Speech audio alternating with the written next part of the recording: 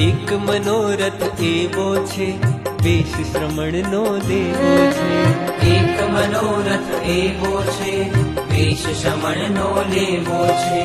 પ્રભુ ચરણોમાં રહેવું છે, સંયમ મારે લેવું છે. પ્રભુ ચરણોમાં રહેવું છે, સંયમ મારે લેવું છે.